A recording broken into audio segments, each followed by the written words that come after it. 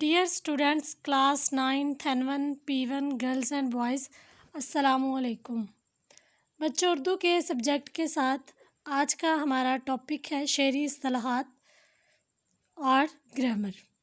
بچوں آج ہے 18 جون 2020۔ آئیے ہم آج کا سبق شروع کرتے ہیں۔ ہم سبق وہیں سے شروع کریں گے جہاں ہم نے کل چھوڑا تھا، یعنی استعارہ سے۔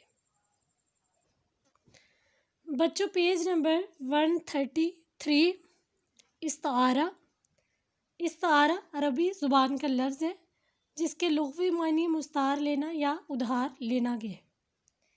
علم بیان کی اصطلاح میں کسی چیز کے معنی رعایتاً یا مستعار لے کر دوسری چیز کے لیے استعمال کرنا استعارہ کہلاتا ہے۔ ان دونوں میں تشبیہ کا تعلق ضروری ہے۔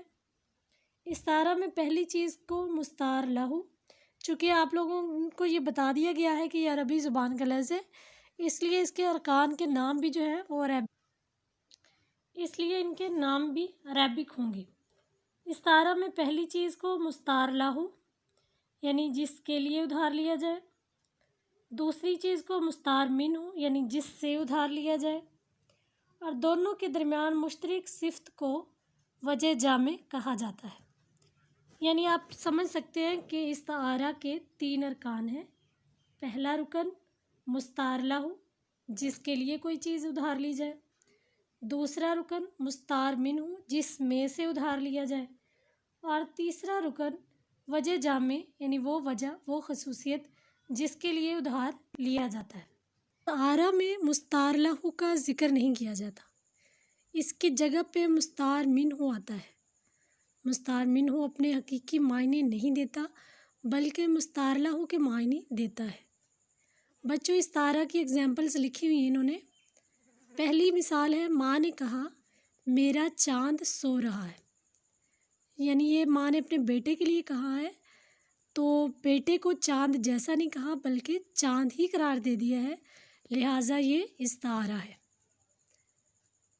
اب بیٹا کا لفظ یہاں پہ استعمال نہیں ہوا، وہ آپ لوگوں نے اپنی سوچ سمجھ سے ہی یہاں پہ مستعار لہو کا ذکر کرنا ہے، کیونکہ مستعار لہو کا ذکر جملے میں نہیں ہوگا۔ آپ لوگوں نے اپنی عقل سے اس کا تلاش کرنا ہے کہ کون ہے۔ ماں نے کہا میرا چاند سو رہا ہے۔ اب ماں کسے کہے گی چاند؟ اپنے بیٹے کو بولے گی۔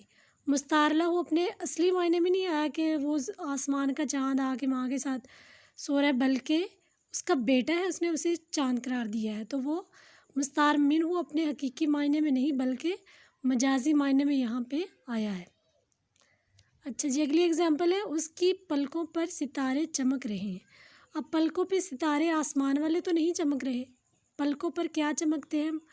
آنسو۔ تو آنسوؤں کے لیے ستارے کا لفظ جو ہے وہ استعمال کیا گیا ہے، لہٰذا یہاں پہ ستارے کیا ہے؟ استعارہ۔ پاکستانی شیروں نے بھارتی گیدڑوں کو بھگا دیا۔ یہاں پہ شیروں اور گیدڑوں کے استعارے استعمال کیے گئے۔ شیر پاکستانی فوج کے لیے اور گیدڑ بھارتی فوج کے لیے استعمال کیا گیا۔ عرب کا چاند طلوع ہوا تو کفر کے اندھیرے چھٹ گئے۔ عرب کا چاند یہاں پہ استعارہ ہے۔ پنڈی ایکسپریس نے سارے کھلاڑیوں کے چھکے چھڑا دیے۔ یہاں پہ پنڈی ایکسپریس استعارہ ہے، ٹھیک ہے بچوں۔ ہم اگلا پیج نکالیں گے جہاں پہ انہوں نے وضاحت کی ہوگی۔ پہلی مثال میں چاند مستعار منہ ہے جو بیٹے کے معنوں میں استعمال ہوا ہے۔ دوسری مثال میں ستارے کا لفظ آنسوؤں کے لیے آیا ہے۔ تیسری مثال میں پاکستانی شیر سے پاکستانی فوجی اور بھارتی گیدڑ سے مراد بھارتی فوج مراد ہے۔ چوتھی مثال میں عرب کا چاند مستعار منہ کے لیے مستعار لیا گیا ہے۔ آخری مثال میں پنڈی ایکسپریس پاکستان کے تیز رفتار بالر شعیب اختر کے لیے مستعار ہے۔ استعارے کے استعمال سے بیان میں خوبصورتی اور دلکشی پیدا ہوتی ہے، ٹھیک ہے۔ تو بچوں واضح یہ ہوا کہ استعارہ عربی زبان کا لفظ ہے، اس کے 3 ارکان ہیں۔ مستعار لہو، مستعار لہو کہتے ہیں وہ چیز یا شخص جس کے لیے کوئی لفظ ادھار لیا جائے، جیسے ماں نے کہا میرا چاند آیا۔ مستعار منہ وہ چیز یا شخص جس کے لیے کوئی لفظ مستعار لیا جائے، جیسے سابقہ مثال میں ماں نے کہا وہ دیکھو میرا چاند آیا، بیٹے کے لیے مستعار لیا گیا ہے تو یہاں پہ چاند مستعار منہ ہے۔ وجہ وہ خوبصورت صفت یا خوبی جو دونوں میں موجود ہوتی ہے۔ چاند یہاں پہ خوبصورتی کی علامت ہے جو بیٹی اور چاند میں مشترک ہے خوبصورتی، لہٰذا یہاں پہ وجہ جامع کے طور پر استعمال ہوئی ہے۔ بچوں آپ کو پتہ ہونا چاہیے استعارہ کس زبان کا لفظ ہے، استعارے کے لغوی معنی کیا ہے، ٹھیک ہے، مستعار لہو کسے کہتے ہیں، وجہ جامع کسے کہتے ہیں، ٹھیک ہے، یہ آپ کو سارا کا سارا پتہ ہونا چاہیے۔ اور کل میں نے آپ کو ایک ایگزامپل دی تھی، پلکوں سے گر نہ جائیں یہ موتی سنبھال لو، یہاں پہ موتی استعارہ لیا گیا ہے آنسوؤں کے لیے، ٹھیک ہے۔ کیا شعر کل میں نے بولا تھا، پلکوں سے گر نہ جائیں یہ موتی سنبھال لو، دنیا کے پاس دیکھنے والی نظر کا۔ اور بھی ایگزامپلس بچوں لکھی ہوئی یہاں پہ آپ کی، اگر آپ زیادہ وضاحت کے ساتھ پڑھنا چاہتے ہیں تو پیج نمبر 376 پہ آپ کی شرح سرمایہ پر بھی یہ سارا کچھ لکھا گیا ہے، تو آپ وہاں سے بھی ہیلپ لے سکتے ہیں۔ بچوں علم بیان کا ہمارا اگلا ٹاپک ہے تشبیہ۔ تشبیہ کا لفظ شبہ سے نکلا ہے جس کے معنی ہے شباہت کے، کسی ایک چیز کو کسی دوسری چیز کے جیسا قرار دینا تشبیہ کہلاتا ہے۔ کسی ایک شے کو کسی دوسری شے کے جیسا کے مانند قرار دینا تشبیہ ہے۔ کسی چیز کی خوبی یا خامی کی بنا پر کسی ایک چیز کو دوسری چیز کے جیسا قرار دینا تشبیہ ہے۔ جیسے زندگی ہے یا کوئی طوفان ہے، زندگی ہے یا کوئی طوفان ہے، ہم تو اس جینے کے ہاتھوں مر چلے۔ اب یہاں پہ زندگی کی مشکلات کی وجہ سے زندگی کو طوفان سے تشبیہ دی گئی ہے، ٹھیک ہے۔ اور بچوں ایگزامپلس ہیں، پانی برف کی طرح ٹھنڈا ہے، پانی کو برف سے تشبیہ دی گئی ہے۔ بچہ چاند کی طرح خوبصورت ہے، بچے کو چاند سے تشبیہ دی گئی ہے۔ بچوں تشبیہ کے 5 ارکان ہیں، تشبیہ کے 5 ارکان ہیں۔ پہلا ہے مشبہ۔ مشبہ کہتے ہیں جس کو تشبیہ دی جائے، یعنی جب آپ نے ایک چیز کو دوسری چیز سے تشبیہ دینی ہے تو پہلی چیز جو ہے وہ مشبہ کہلائے گی۔ جیسے بچہ چاند کی طرح خوبصورت ہے، اس میں بچہ جو ہے وہ مشبہ ہے، ٹھیک ہے، یعنی جس کو تشبیہ دیں گے ہم وہ کیا کہلائے گا، مشبہ۔ اگلا رکن ہے مشبہ بہ۔ مشبہ بہ کہتے ہیں جس سے تشبیہ دی جائے، یعنی بچہ چاند کی طرح خوبصورت ہے، بچے کو کس سے تشبیہ دی ہے، چاند سے، تو چاند کیا ہوگا، مشبہ بہ۔ بچوں تیسرا رکن اس کا ہے وجہ شبہ۔ وجہ شبہ وہ کہلائے گا جس میں وہ مشترک وصف، وہ مشترک خوبی جو مشبہ اور مشبہ بہ میں پائی جائے وہ وجہ شبہ کہلاتی ہے۔ جیسے دونوں میں چاند اور بچے میں کون سی وجہ مشترک ہے، خوبصورتی، ٹھیک ہے۔ اور چوتھا رکن ہے اس کا غرض تشبیہ، جس مقصد کے لیے تشبیہ دی جائے وہ غرض تشبیہ کہلاتا ہے۔ جیسے یہاں پہ بچے کی خوبصورتی کو واضح کرنا ہے، ٹھیک ہے، پانی برف کی طرح ٹھنڈا ہے، یہاں پہ برف پانی کا زیادہ ٹھنڈا ہونا بتانا ہے، ٹھیک ہے۔ اچھا جی، آخری جو رکن ہے حرف تشبیہ سے ادات تشبیہ بھی کہا جاتا ہے، وہ حرف جو تشبیہ کے لیے استعمال ہوں، جیسے بچہ چاند کی طرح خوبصورت ہے، اس میں کی طرح، ٹھیک ہے، پانی برف کی مانند ٹھنڈا ہے تو اس میں مانند۔ سمجھ لگ رہی ہے بات کی؟ تو 5 ارکان آپ لوگوں نے یاد کر لینے۔ پہلا تھا مشبہ جس کو تشبیہ دی جائے، مشبہ بہ جس سے تشبیہ دی جائے، وجہ شبہ وہ مشترک وصف جو مشبہ اور مشبہ بہ میں پایا جائے، غرض تشبیہ جس مقصد کے لیے تشبیہ دی جائے، اور حرف تشبیہ وہ حرف جو تشبیہ کے لیے استعمال ہوں۔ بچوں یہ تشبیہ ہے، تشبیہ کی ایگزامپلس بھی میں نے آپ کو بتا دی ہیں۔ اور آخری جو ہم نے پڑھا حرف تشبیہ، اسے ادات تشبیہ بھی کہتے ہیں، اور مشبہ اور مشبہ بہ کو طرفین تشبیہ بھی کہا جاتا ہے، ٹھیک ہے۔ بچوں پیج نمبر 112 کہانی ہے یہاں پہ دودھ میں پانی۔ تو بچوں آپ اس میں لکھ سکتے ہیں دودھ میں پانی، کوئی بھی کہانی لکھ سکتے ہیں، اس میں اپنی طرف سے کچھ ایڈ کر سکتے ہیں۔ تو یہاں پہ جو میں نے کہانی نکالی ہوئی ہے وہ یہ ہے، کرمو گوالے کا اصل نام تو کرم دین تھا، لیکن ایک عرصے سے دودھ بیچنے کی وجہ سے لوگوں میں کرمو گوالا مشہور ہو چکا تھا۔ کرمو گوالا ایک پہاڑ کے دامن میں رہائش پذیر تھا۔ کافی تعداد میں گائیں بھینسیں پال رکھی تھی۔ شام کو کرمو گوالا باقاعدگی سے دودھ دھوتا اور قریب ہی ایک بڑے قصبے میں جا کر فروخت کر دیتا۔ اس مقصد کے لیے کرمو گوالے کے پاس بڑے بڑے برتن موجود تھے۔ دودھ فروخت کرنے کے لیے جاتے ہوئے رستے میں ایک ندی آتی تھی۔ ندی کے اوپر آمد و رفت کے لیے پل بنا ہوا تھا۔ گوالے کا روز کا معمول تھا کہ وہاں پر رکتا اور ندی سے پانی بھر کر دودھ میں ملا دیتا۔ اس طرح دودھ بڑھ جاتا اور گوالے کی آمدنی میں اضافہ ہو جاتا۔ بعض اوقات گاہک پانی ملا دیکھ کر شکایت کرتے، مگر گوالا ایک کان سے سن کر دوسرے کان سے نکال دیتا۔ کبھی کبھار لاپرواہی سے جواب دیتا کہ گائیں بھینسوں کو پانی پلاتے ہیں، اس وجہ سے دودھ پتلا ہوتا ہے۔ کبھی کہتا کہ دودھ خشک تو ہوتا ہی نہیں بلکہ پتلا ہی ہوتا ہے۔ اس طرح کافی عرصہ گزر گیا۔ اب کرمو گوالا کافی مالدار ہو چکا تھا۔ گائیں بھینسوں کی تعداد بھی پہلے سے بڑھ چکی تھی، لیکن اس کا لالچ تھا کہ ختم ہونے کو نہیں آ رہا تھا، بلکہ دودھ میں پہلے سے زیادہ پانی ملانے لگا تھا۔ ایک دن زوردار ہوا چلی اور دیکھتے ہی دیکھتے بادل چھا گئے۔ ہر طرف گھٹا ٹوپ اندھیرا ہو گیا۔ بادل گرجے اور اس کے ساتھ ہی بارش شروع ہو گئی۔ گوالا بہت خوش تھا کہ اب بارش کی وجہ سے خوب گھاس اگے گی اور میری گائیں بھینسیں کھائیں گی تو پہلے سے زیادہ دودھ دیں گی۔ ادھر بارش رکنے کا نام نہیں لے رہی تھی۔ مسلسل بارش کی وجہ سے سیلاب کی شکل بن گئی۔ ادھر پہاڑوں سے پانی آیا تو کرمو گوالے کا گھر چونکہ نشیبی جگہ پر تھا، اس لیے پانی کا ریلا گوالے کی جمع پونجی سمیت تمام گائیں بھینسیں بہا کر لے گیا۔ گوالا حیران و پریشان ہر کسی سے کہتا کہ ایسا سیلاب پہلے کبھی دیکھا نہ سنا۔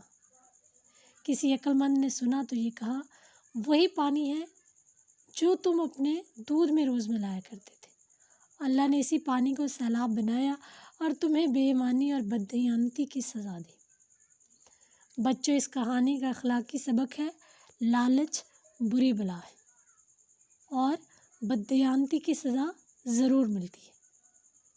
بچوں، پیج نمبر 66، دوست کے نام خط لکھنا ہے۔ جہیز اور شادی کے موقع پر بے جا اسراف کی مذمت کرنا۔ بے جا اسراف فضول خرچی کو بولتے ہیں۔ پننا فیصل کالونی، چونیا، ضلع قصور کی جگہ پہ آپ لوگوں نے جہاں پہ صرف امتحانی مرکز لکھنا ہوگا۔ 17 مارچ 2018 کی جگہ پہ آپ آج کی ڈیٹ بھی لکھ سکتے ہیں، جیسے کہ 18 جون 2020۔ پیارے دوست انصب ریحان، آپ کوئی بھی نام لکھ سکتے ہیں یہاں پہ۔ السلام علیکم، آپ کا خط ملا۔ آپ نے لکھا ہے، اگلے ماہ آپ کی بڑی ہمشیرہ کی شادی ہو رہی ہے۔ ہمشیرہ کہتے ہیں بہن کو۔ بارات دھوم دھام سے آئے گی، بینڈ موسیقی کا پروگرام پیش کرے گا، آتش بازی کا مظاہرہ ہوگا، جہیز کی نمائش ہوگی، مہمانوں کو پرتکلف کھانے کھلائے جائیں گے وغیرہ۔ میں یہ خوشخبری سن کر بہت خوش ہوا اور آپ کا شکر گزار ہوں کہ آپ نے مجھے یاد فرمایا ہے، لیکن اس سلسلے میں حق کی بات بتانا بھی میرا فرض بنتا ہے۔ میرے خیال میں یہ سب چیزیں غیر ضروری، غیر اسلامی اور اسراف پر مبنی ہیں۔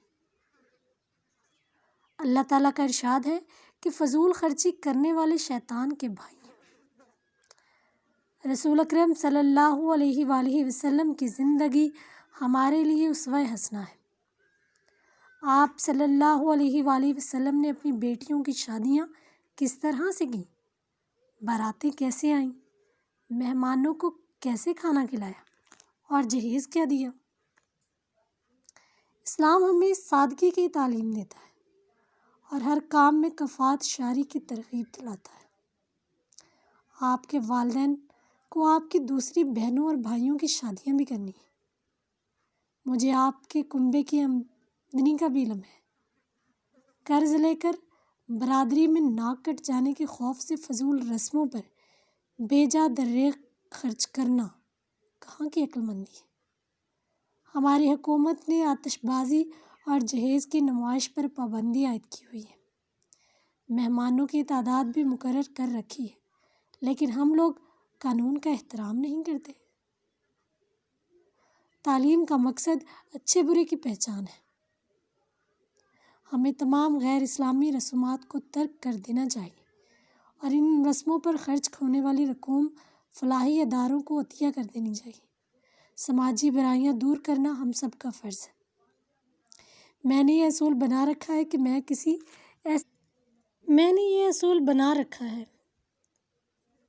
کہ میں ایسی کسی تقریب میں شرکت نہ کروں گا جہاں فضول خرچی اور خلاف اسلام رسومات کا مظاہرہ ہو۔ اگر آپ اپنے والدین کو سمجھائیں کہ وہ اپنی بیٹی کی شادی سادگی سے کر لیں تو میں ضرور حاضر ہو جاؤں گا۔ اگر ایسا نہ ہو سکا تو میں حاضر ہونے سے قاصر ہوں۔ امید ہے آپ میری باتیں اور میری صاف گوئی کو معاف کریں گے۔ محترم خالو جان اور محترمہ خالہ جان کو سلام عرض کرنا، ننھی کلثوم اور اسلم کو دعائیں۔ السلام، آپ کا دوست الف جی۔ بچوں، یہ ایک تلخ حقیقت ہے، ہمارے معاشرے میں ایسی بہت سی رسومات ہیں جن کو ختم کرنا انتہائی ضروری ہے، اور اس میں سے ایک جہیز اور فضول خرچی کی رسم بھی ہے، جو شادیاں تو دور کی بات ہے، ایون کہ جب کوئی فوتگی وغیرہ بھی ہو جاتی ہے تو ایسی رسومات کو بہت زیادہ نافذ العمل بنا دیا جاتا ہے تاکہ برادری میں ناک اونچی رکھی جائے۔ تو بچوں، ہم پڑھے لکھے لوگ ہیں، ہمیں اپنی آباء و اجداد کی ایسی رسومات کو جو اسلام کے خلاف ہیں انہیں ختم کرنے کی کوشش کرنی چاہیے۔ تو خط کا پیٹرن یہی ہے کہ سب سے پہلے آپ لوگوں نے امتحانی مرکز لکھنا ہے، اس کے بعد ڈیٹ لکھنی ہے، پھر آپ نے مخاطب کرنا ہے جس کے نام خط لکھ رہے ہیں، اور اس کے بعد نفس خط آئے گا جس میں آپ لوگوں نے وہ سارا بیان کر دینا ہے، ٹاپک اپنے خط کا، اور اپنی رائے کا اظہار کرنا ہے، اور آخر میں دعا سلام سب کو بھیجنے کے بعد والسلام آپ کا دوست یا آپ کی سہیلی الف ب جیم لکھنا ہے۔ ٹھیک ہے؟ تو 10 نمبر کا خط ہوتا ہے، لازمی طور پر آپ ان چیزوں کو دیکھیں اور ان چیزوں کو فالو کریں۔ ڈیئر اسٹوڈنٹس، یہ کچھ ایم سی کیوز ہیں، ہم انہیں دیکھ لیتے ہیں۔ آپ لوگوں کے سمر پیک ہوم ورک کے یہ ایم سی کیوز ہیں۔ لاء کالج میں کون طالب علم کا دوست تھا؟ لاء کالج میں کون طالب علم کا دوست تھا؟ آپشنز ہیں: لیکچرار صاحب، منشی صاحب، پرنسپل صاحب، چوکیدار صاحب۔ اس کا جواب ہے منشی صاحب۔ نعت میں طوطی کے ساتھ کون سا لفظ آیا ہے؟ آپشنز ہیں: طوطا، بلبل، شاہین، کوا۔ تو طوطیوں بلبل ہے، ٹھیک ہے، بلبل۔ ضرب کلیم کس زبان میں ہے؟ بچوں، یہ اقبال کی۔ آپشنز ہیں: اردو، فارسی، عربی، جرمن۔ صحیح جواب ہے اردو۔ اگلا سوال ہے، بہادر شاہ ظفر کس ملک میں دفن ہے؟ بچوں، بہادر شاہ ظفر آخری مغلیہ حکمران کے بادشاہ تھے، مغلیہ حکمران تھے آخری۔ تو کس ملک میں دفن ہے؟ بنگلہ دیش، بھارت، برما، سنگاپور۔ صحیح جواب ہے برما۔ نقل کی جمع ہے ناقل، منقول، ناقلین، نقول۔ صحیح جواب ہے نقول۔ حکام کا واحد ہے؟ آپشنز ہیں: حکم، حاکم، محکوم، محکومین۔ تو بچوں صحیح جواب ہے حاکم۔ اگلا سوال ہے، رغبت کا مترادف ہے؟ مترادف کہتے ہیں ایک جیسے۔ رغبت، شوق، راغب، مرغوب، شوقین۔ صحیح جواب ہے شوق۔ اگلا سوال ہے، بہادر شاہ ظفر کے کلیات میں اردو شاعری کے علاوہ بھی اشعار ہیں؟ پنجابی کے، گوجری کے، مرہٹی کے، فارسی کے۔ صحیح جواب ہے فارسی کے۔ اگلا بچوں سوال ہے، نظم برسات کی بہاریں کے شاعر ہیں؟ اختر شیرانی، نذیر اکبر آبادی، الطاف حسین حالی، علامہ اقبال۔ صحیح جواب ہے نذیر اکبر آبادی۔ اگلا اور آخری سوال ہے اس پیج کا، علامہ اقبال کے فارسی شاعری کا مجموعہ ہے بانگ درا، بال جبریل، زبور انجم، ضرب کلیم۔ صحیح جواب ہے زبور انجم۔ اور نظموں کی اور غزلیات کی آپ لوگوں نے کرنا یہ ہے کہ سبق کا عنوان ہجرت نبوی صلی اللہ علیہ وآلہ وسلم اور اس کے مصنف مولانا شبلی نعمانی رحمۃ اللہ علیہ۔ اس طرح سے ہر سبق اور اس کے مصنف کا نام آپ لوگوں نے، date of birth, date of death, کہاں پیدا ہوئے اور ان کی خاص بات کیا ہے وہ آپ لوگوں نے ایک پیج پہ نوٹ کر لینی ہے۔ تو بچوں اسی طرح سارے اسباق کی آپ لوگوں نے کر لینی ہے، اور بعد میں نظمیں، حمد، نعت، برسات کی بہاریں، پوستر شجر سے لازمی طور پر اس طرح کے سوالات آ جاتے ہیں جن میں پوچھا جاتا ہے کہ فلاں نظم کے شاعر کا نام کیا ہے، فلاں سبق کے شاعر کا نام کیا ہے۔ اگر وہ نہیں بھی الگ سے پوچھتے تو آپ کو جب ان کا تشریح لکھنی ہوتی ہے، جب خلاصہ لکھنا ہوتا ہے، مرکزی خیال لکھنا ہوتا ہے، تب بھی آپ کو بتانا ہی پڑتے ہیں۔ لہٰذا اس سے انکار نہیں ممکن کہ آپ لوگ نہیں یاد کرتے، رٹا لگا لیتے ہیں کسی بھی طرح سے۔ آپ لوگوں کو پتہ ہونا چاہیے، ذہن میں ہونا چاہیے آپ کے کہ حمد کے شاعر کا نام کیا ہے، نعت کے شاعر کا نام کیا ہے، برسات کی بہاریں کے شاعر کا نام کیا ہے، پوستر شجر سے امید بہار رکھ یہ کون سے شاعر کی نظم اور اس میں ہے کیا، ٹھیک ہے۔ اور ساتھ ہی ساتھ آپ کو غزلیات کے بارے میں کہ جیسے ان کے ردیف آپ کو پتہ ہونا چاہیے اور شاعر کا نام پتہ ہونا چاہیے۔ آپ ان کا آخری شعر لازمی یاد کر لیں جس میں شاعر نے اپنا تخلص استعمال کیا ہے تاکہ آپ لوگوں کے لیے آسانی رہے۔ اور خدارہ ایسا نہ کریں کہ کہیں پہ کوئی بھی لفظ آ گیا، جیسے آتش غم میں دل بھنا، شاید کسی بچے نے لکھ دیا کہ یہ شعر تو آتش کا ہے۔ تو اپنی کامن سینس کو استعمال کرنا ہے آپ لوگوں نے یہاں پہ، اور ساری کی ساری چیزیں آپ لوگوں کو ازبر ہونی چاہیے، یاد ہونی چاہیے اچھی طرح سے۔ اور پلیز رٹا نہیں لگائیں، آپ کے پاس بہت ٹائم ہے گھر میں، تسلی سے یاد کریں اور دل لگی سے آپ لوگ اسے یاد کریں، دل لگا کر یاد کریں اچھی طرح سے۔ پائیدار مستند قسم کا سبق آپ کا یاد ہونا چاہیے۔ تو یہ پوری لسٹ آپ لوگوں کو یاد کرنے کے لیے دی گئی، انشاءاللہ اس میں سے بہت سے کویسچنز آپ سے پوچھے جائیں گے۔